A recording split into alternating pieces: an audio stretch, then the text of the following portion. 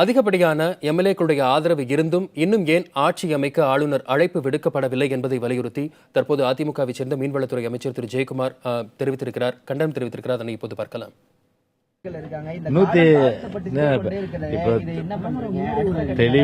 தெளிவா சொல்லிட்டோம். Absolute majority இப்போ எங்க கிட்ட தான் இருக்கு.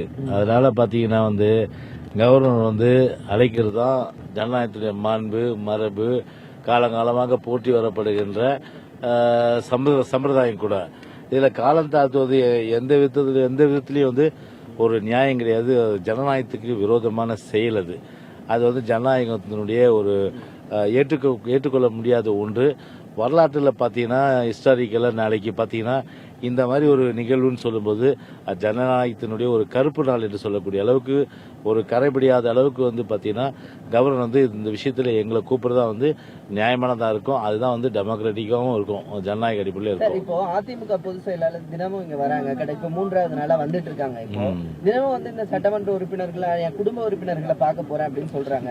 என்ன மாதிரி நிகழ்வுகள் அவங்க இது ஏதாவது என்ன? நேற்று தான் இப்போ நீங்கெல்லாம் உள்ள எல்லாமே நீங்க தான் பாத்தீங்க எந்த அளவுக்கு எங்களுடைய சகோதர சகோதரிகளான சட்டமன்ற உறுப்பினர்கள் சுதந்திரமா ஒரே கருத்து 129 கருத்து அம்மாவுடைய புரட்சி தலைவி அம்மாவுடைய அரசு அமையணும். அதுதான் ஒரே கருத்தா எல்லாரும் இருக்கு.